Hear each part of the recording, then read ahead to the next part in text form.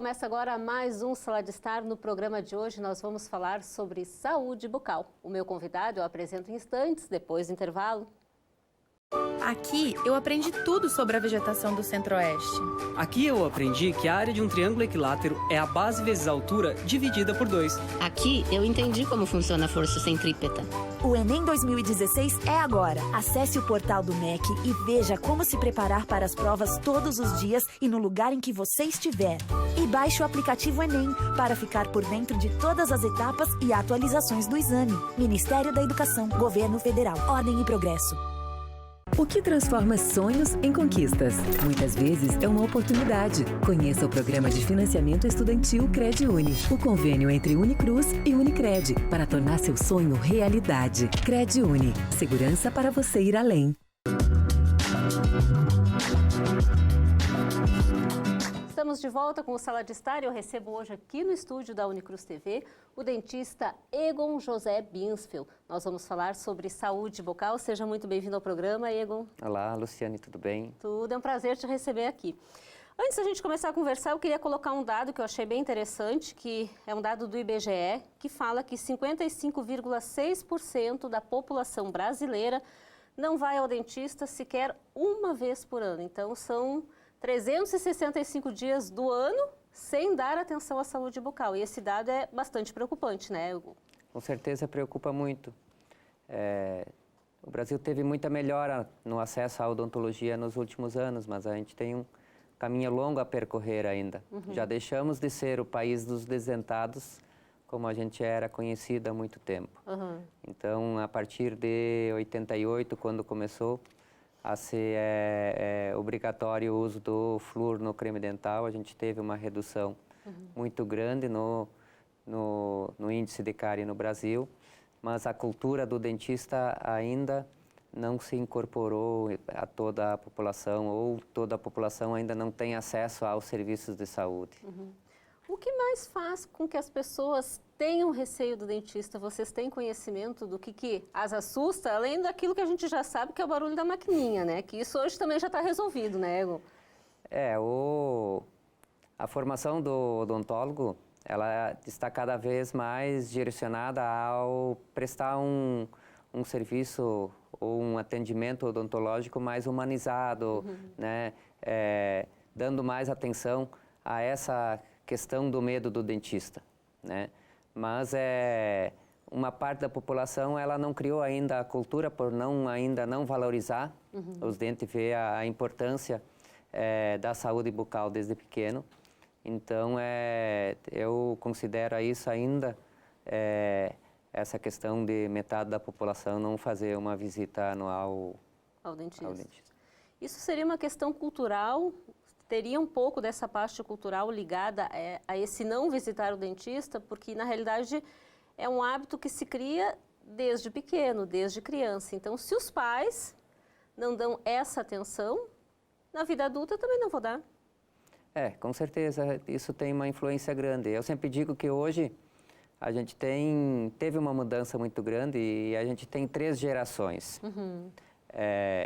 de pessoas com situações bem opostas em relação à situação bucal. Então, hoje a gente tem as pessoas acima de 60, 65 anos que tiveram muitas perdas dentárias, né? Pessoas que usam dentadura, pessoas que têm muita prótese, que é as pessoas que necessitam mais de reconstruções grandes, de implantes.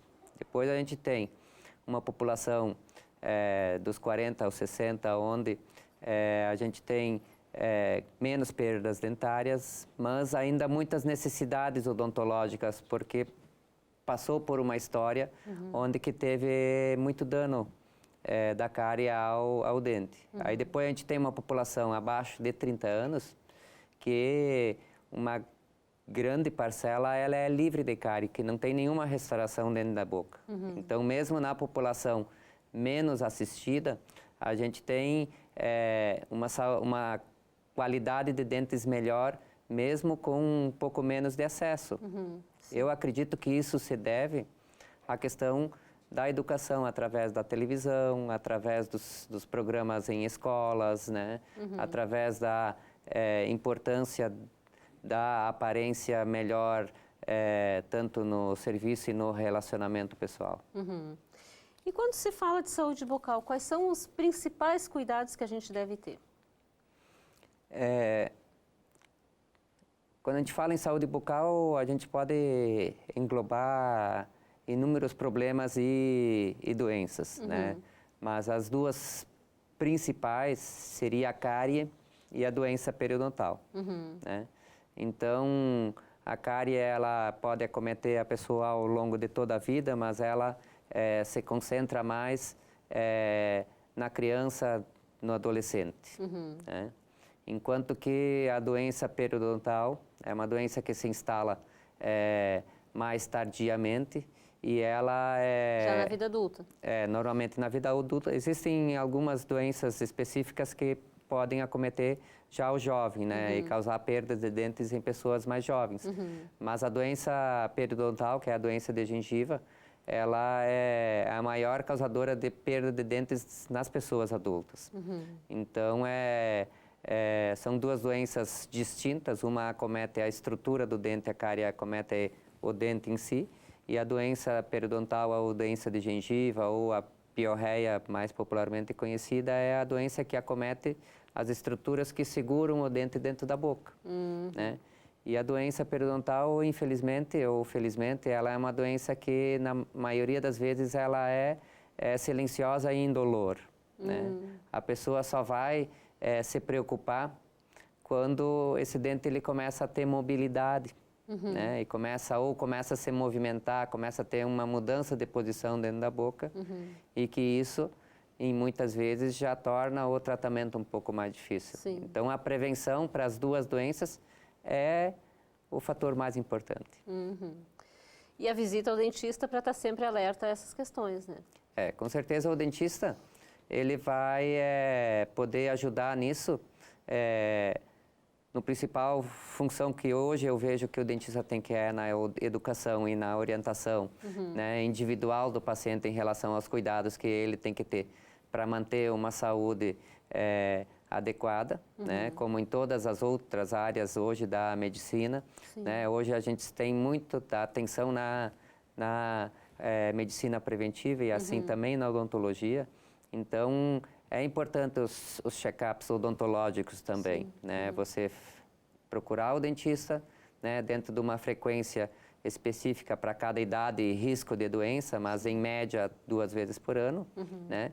E aí o dentista ele vai fazer um exame minucioso e vai poder ou antever ou diagnosticar uma doença periodontal ou um câncer bucal ou, né, a cárie no início, né, ou até orientar o paciente para higienizar melhor alguma região, que isso vai fazer com que a gente tenha dentes bonitos e saudáveis ao longo da vida, né? Sim. Tu falaste agora numa questão que eu acho bem importante, que as pessoas acabam dando pouca atenção, que é o câncer bucal. Às vezes as pessoas têm alguma lesão na boca e elas acabam não dando bola, né? E às vezes o fato de não ir ao dentista com frequência, também isso acaba passando despercebido.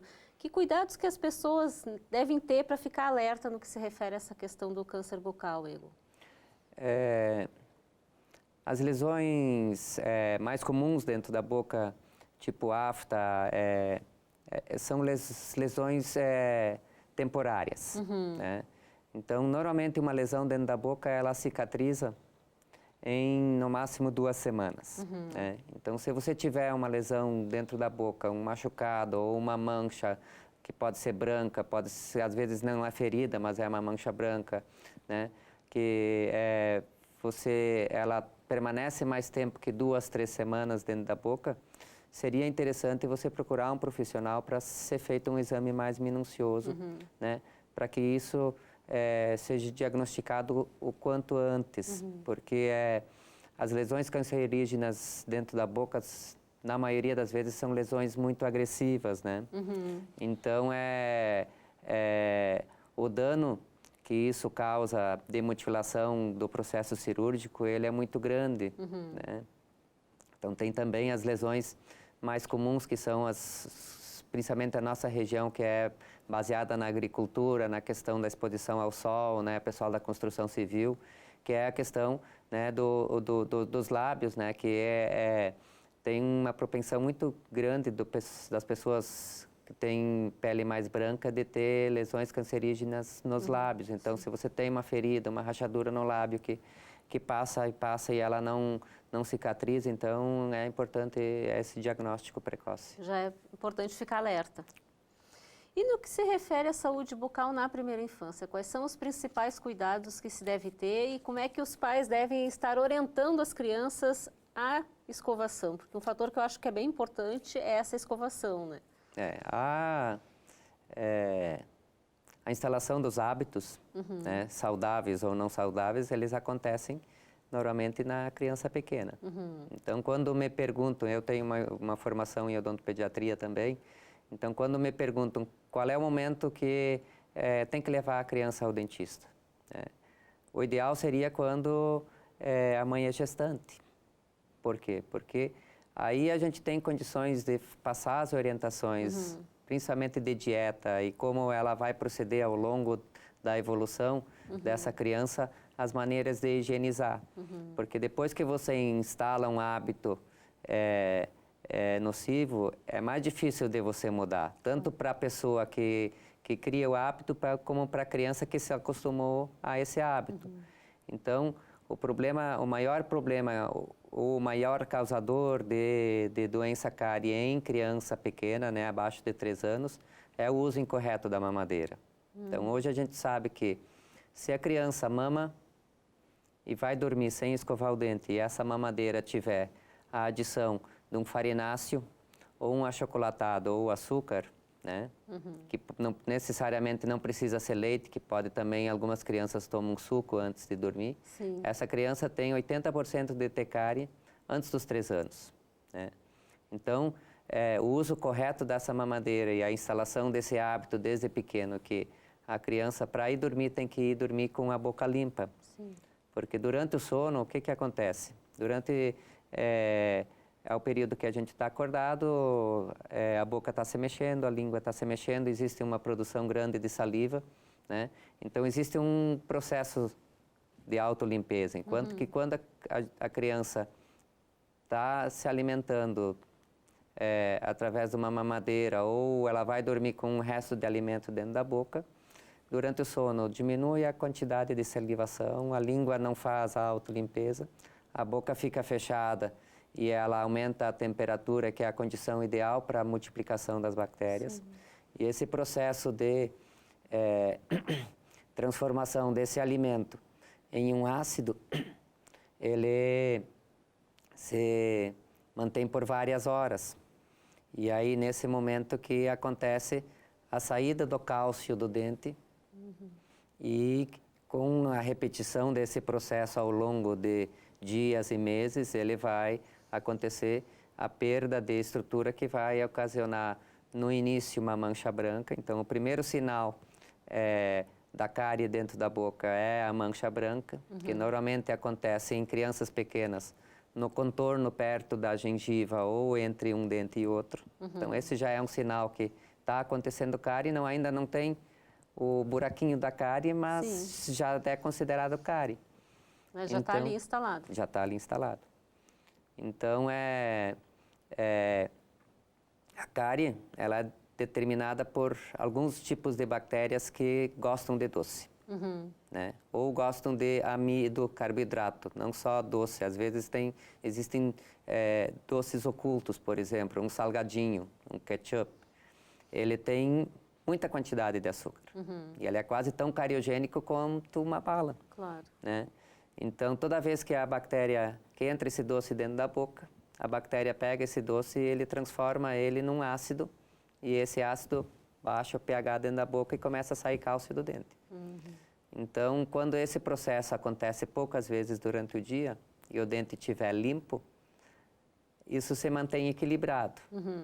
Quando a balança começa a pender para o lado de que aumenta o número de vezes que entra doce dentro da boca, ou a criança ou a pessoa não higieniza o dente antes de ir dormir e vai dormir com um alimento dentro da boca, esse processo, além de acontecer várias vezes, ele vai se manter por várias horas durante a boca. Sim. Aí esse equilíbrio se quebra, começa a sair mais doce dentro da boca, cálcio do dente do que a saliva consegue repor. E aí começa a instalação da doença cárie. Sim. Essa questão que tu falavas antes da criança mamar, né? E acabar não fazendo a higienização dentária, é bem comum, né, pra gente que é mãe, porque o que acontece? A gente dá uma mamadeira e a criança dorme. E aí a gente não quer acordar, né? Porque dormiu. Vamos dormir, agora vou dormir também, né? E isso acontece muito, né? Acontece muito. Até acho que isso também é um processo cultural, né? E é um processo que reflete muito do que hoje está acontecendo com as famílias, que a gente não tem mais muito tempo para os filhos, né? Sim. Então, é melhor você dar uma mamadeira que ela vai dormir com a mamadeira do que você ir lá na cama, ficar contando uma história, né? Deitar junto com a criança, né? Que seria um processo mais natural, né? Quando eu sempre observo muito a natureza, como a natureza acontece e o que a gente está fazendo errado em relação à natureza. Então, nenhum animal mamífero precisa da amamentação artificial. É verdade. Todos passam da amamentação materna para alimentos sem necessidade de alimentação artificial. Então, esse seria o ideal, que a criança não passasse para a mamadeira. Né? Que todas as mães tivessem a possibilidade de amamentar exclusivamente no seio até os 6 meses e que pudessem, né, na adaptação da alimentação, pudessem amamentar até 1 ano e meio, né? Essa transição seria melhor, não precisaria da mamadeira. Claro. Né? Mas se precisar da mamadeira, que seja leite puro. Né? Não tem nesse, não ser, como o adulto ele está acostumado com o paladar doce, né? A gente experimentando o leite, a gente acha ele de um paladar não tão agradável quando não coloca um achocolatado, um açúcar. Né?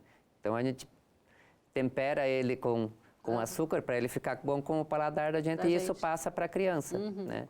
E o açúcar, infelizmente, ele é um viciante. Claro. Né? Então, depois que você pega um paladar para o doce, e isso também é diferente de uma pessoa para outra, tem pessoas com mais afinidade ao gosto do doce do que outras. Sim. Né? É muito mais difícil você tirar o açúcar da mamadeira, né? Depois que você instalou o hábito de adoçar a mamadeira ou do achocolatado, do que você começar o uso da mamadeira com o leite puro. Claro. Né? Por isso que é importante essa orientação para a gestante, né? Para que ela possa introduzir os hábitos adequados, tanto de alimentação como também de higiene da criança. Para que a gente possa finalizar esse primeiro bloco, Egon, qual é a orientação que se pode dar para as mães, né, no que se refere ao uso da chupeta? Isso prejudica, né, essa saúde bucal da criança ou não? Porque ainda existem algumas dúvidas, né? Que tipo de chupeta usar? Usa ortodôntica, não usa ortodôntica, porque é mais cara. Mas a ortodôntica, será que realmente previne algumas coisas ou não previne? Fala um pouquinho para a gente sobre isso. Existem várias posições em relação ao uso do bico da chupeta. Né? Voltamos de novo ao mesmo processo de que se a mãe tem tempo de cuidar da criança, ou a família, não só a mãe, mas o pai, todo o processo da família que é responsável pelos cuidados da criança, né? Provavelmente essa criança não precise da chupeta. Né? Se ela está fazendo alimentação através da amamentação do seio, provavelmente ela vai se satisfazer essa necessidade de sucção, e você não precisa de um artifício da chupeta para que ela fique sugando para ficar calminha ou para não chorar. Né? Então, a minha posição é que se você não vê essa necessidade tão grande, você não introduz a chupeta lá na maternidade. Às vezes a criança está tranquilinha, mas pega o bico e começa a colocar dentro da boca até que a criança, né?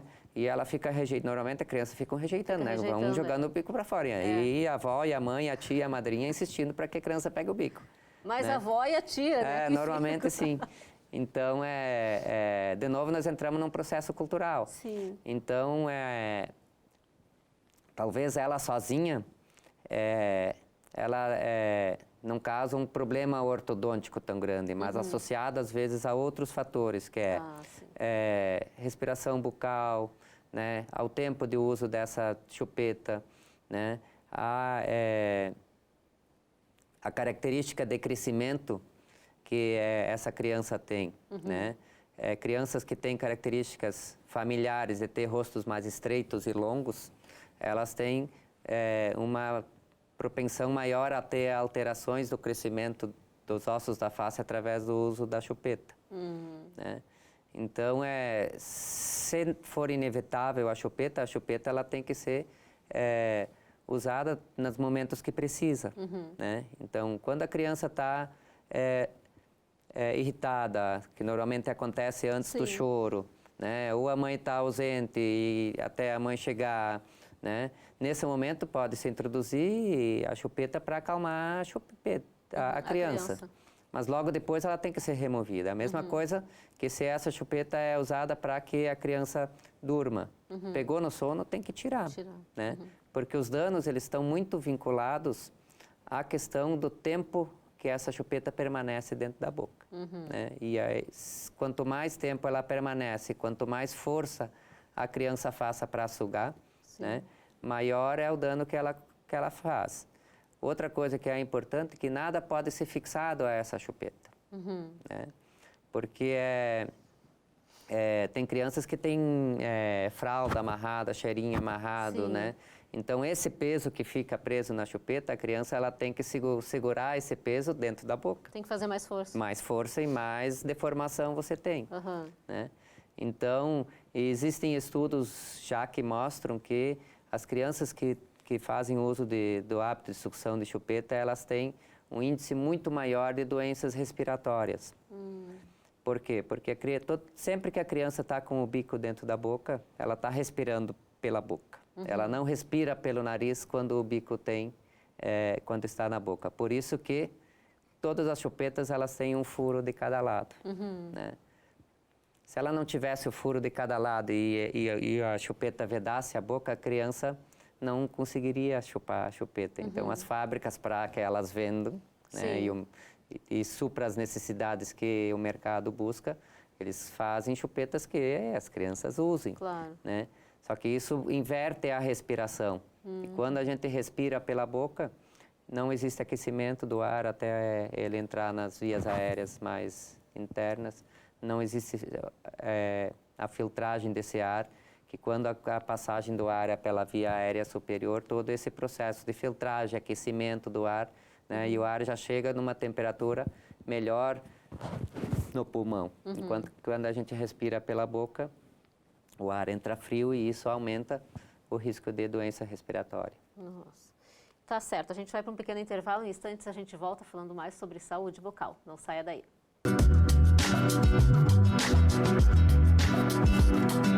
Uma criança de 8 anos pesa cerca de 25 quilos. Em um impacto a apenas 60 quilômetros por hora, é como se ela pesasse meia tonelada. Sem cinto de segurança, há poucas chances de sobrevivência. E na vida real, não tem volta. Você não consegue desrespeitar as leis da física, mas pode não ser vítima delas. A escolha é sua. Formas alternativas de ingresso para se matricular na universidade sem prestar o vestibular. Diplomados em curso superior, pessoas com mais de 35 anos, transferência interna e externa, reingresso e aluno especial.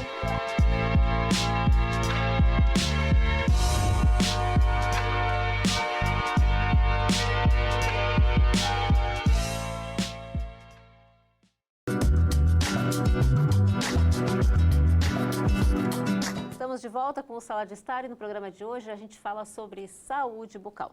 No final do primeiro bloco, a gente falava sobre a questão da chupeta. Agora, eu quero sair dessa parte da infância e ir para a parte da terceira idade. Eu assisti uma reportagem esses dias que falava a respeito da importância da saúde bucal na terceira idade e que o descuidado com essa saúde bucal poderia levar a algumas doenças. Fala um pouquinho para a gente sobre essas questões e quais seriam essas doenças, né, que poderiam acometer as pessoas na terceira idade. eu sempre digo que a alimentação é um dos fatores mais importantes para a gente ter saúde. Então, nisso está incluído a qualidade do que a gente come e a maneira como a gente se alimenta. Né? Então, você chegar na terceira idade com uma qualidade de mastigação boa, vai fazer que você se alimente melhor e você tenha uma nutrição melhor e você, indiretamente, você vai ter menos risco a algumas doenças. Né? Mas existem também doenças relacionadas, sistêmicas relacionadas com algumas doenças bucais. Né? Algumas doenças sistêmicas que interferem ou facilitam principalmente a doença periodontal. Né? Nesse grupo, a principal é a questão da diabetes não controlada. Né?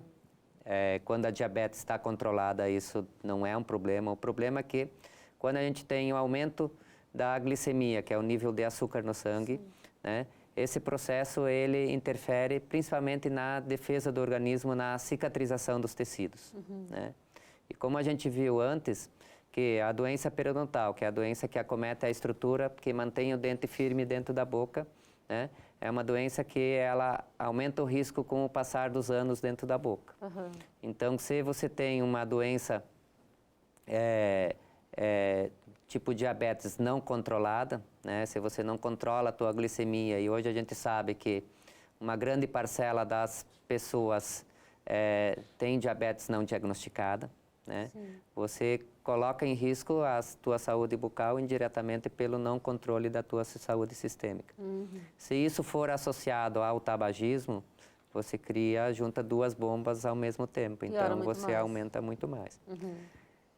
Como também existem algumas doenças sistêmicas que podem ser agravadas ou desencadeadas pelas doenças bucais, que também em relação à doença periodontal.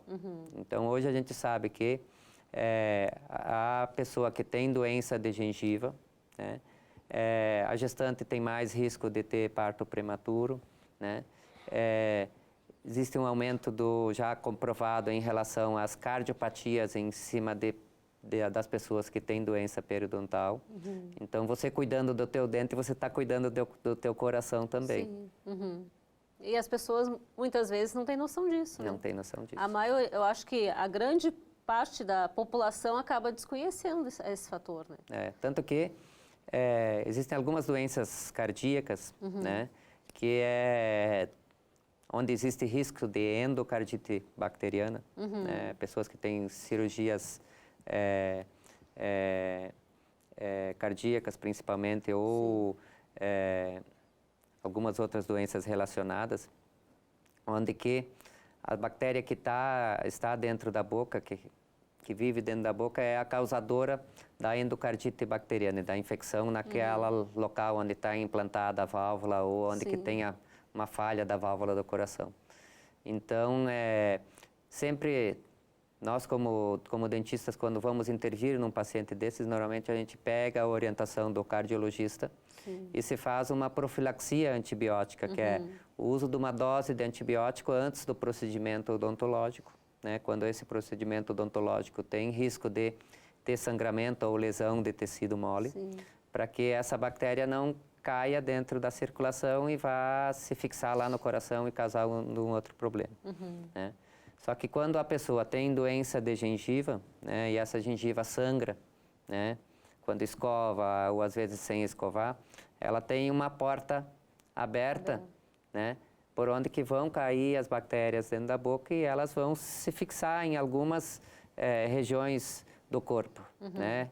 Outra coisa que já está comprovada também, que as pessoas que têm infecções dentárias, né, principalmente atletas que têm infecções dentárias, eles têm uma recuperação mais lenta, né, ou dificuldade ou recaída de lesões musculares por esse nível aumentado de bactérias dentro da boca. Nossa, que interessante. Tu falaste uma coisa bem importante agora que a gente não comentou ainda, que é o sangramento de gengiva. Isso não é normal. Algumas pessoas têm e às vezes não dão bola, né? O sangramento de gengiva é um aviso, né, de uma doença normalmente que não tem dor, né, que alguma coisa está errada, porque a gengiva saudável, ela não sangra. Né? Então, o que faz a gengiva sangrar é a inflamação que essa gengiva tem. Então, no momento que ela é agredida, normalmente por acúmulo de bactéria em cima do dente, quando a pessoa não tem a habilidade de limpar algumas regiões dentro da boca ou não tem a preocupação de fazer uma higiene adequada, essa região do dente ela vai acumular bactéria em cima, né? Esse acúmulo de bactéria ela pode ser macia, que é removida com a escova, mas com o passar do tempo ela vai calcificando com o cálcio da saliva e vai formando uma pedra ou um cálculo ou um tártaro em cima do dente, que já não é mais liso que nem o dente, né? E vai cada vez acumular mais bactérias. Essas bactérias elas vão produzindo algumas toxinas. Essas toxinas elas vão reagir contra a gengiva. O nosso organismo ele sempre quer resolver os problemas. Ela é uma máquina quase que perfeita que quando acontece alguma agressão, esse organismo ele tenta resolver isso. Sim. Então a maneira que o organismo entende que ele vai destruir aquela bactéria ali é mandando mais sangue para aquela gengiva. Então a gengiva que era cor-de-rosa, né, e tinha uma estrutura resistente que não se rompia tão facilmente, ela se torna uma gengiva encharcada de sangue e muito frágil. Então, ela pode sangrar às vezes ao menor toque, ou quando você passa a escova, ou quando você passa o fio dental, essa gengiva tem sangramento. Então, normalmente, isso já é uma gengiva doente, que é o primeiro sinal da doença.